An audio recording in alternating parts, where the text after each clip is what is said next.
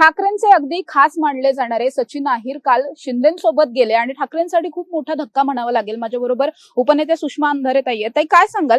Shocking होतं तुमच्यासाठी सुद्धा? माझ्यासाठी शॉकिंग आहे, कारण रोजचा आपल्या सोबतचा बैठकीत उठणारा बसणारा माणूस पोटातलं पाणी ढळू देत नाही म्हणजे काय. त्यामुळे आश्चर्य म्हणण्यापेक्षा की एका फटक्यात नात्यामध्ये अंतरच पडतं ना. आपण ज्याला भाऊ म्हणतोय आणि त्याच्याकडून आपल्याला काहीच कळत नाही, तर नात्यात अंतर पडतंच.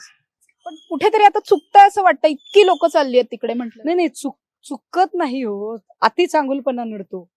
फार जास्त विश्वास टाकलाय, तो विश्वास नडतो असं वाटतंय. त्यामुळे या प्रत्येकाचं मॉनिटरिंग आणि अकाउंटिंग झालं पाहिजे. आता सगळेच तिकडे जात असताना दुसरीकडे तुमच्याकडे पण थोडंसं संशयाच्या भूमिकेतून नका, इथे आहे, लढणार आहे, लढत आहे.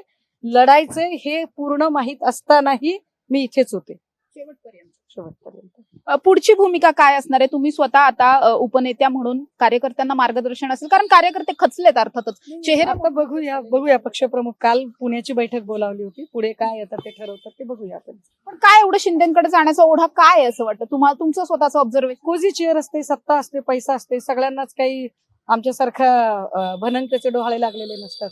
काहींना सत्तेशिवाय करमत नाही. चला, सगळ्यात महत्वाचा प्रश्न, सचिन अहिरांना काय ऑफर दिली असेल असं वाटतं? ऑफर सगळ्यांच्या समोर आहे की आता विधानसभेचे उपसभापती केलंय, अजून काय बोलणार आहे? मला काही माहित नाही.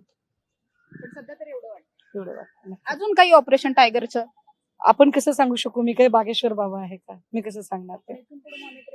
मॉनिटरिंग ठेवलं पाहिजे. तुम्ही स्वतः आपण नाही, मी लहान माणूस आहे, मी सामान्य शिवसैनिक आहे. वरचे नेते ठरवतील काय ते. माझ्या बरोबर सुषमा अंधारे होत्या. असं ताईंनी सांगितलं की आत्मपरीक्षण करण्याची गरज पक्षाला आहे असं म्हणण्यापेक्षा मॉनिटरिंग करणारी एखादी सिस्टीम जी आहे ती पक्षानं कुठेतरी ठेवली पाहिजे आणि इथून पुढच्या काळामध्ये मागे झाल्या तशा पद्धतीच्या गोष्टी पुन्हा घडता कामा नयेत असं मत त्यांनी व्यक्त केलेलं पाहायला मिळतंय. कॅमेरा पर्सन निलेश सह समृद्धी जाधव, टॉप न्यूज मराठी, पुणे.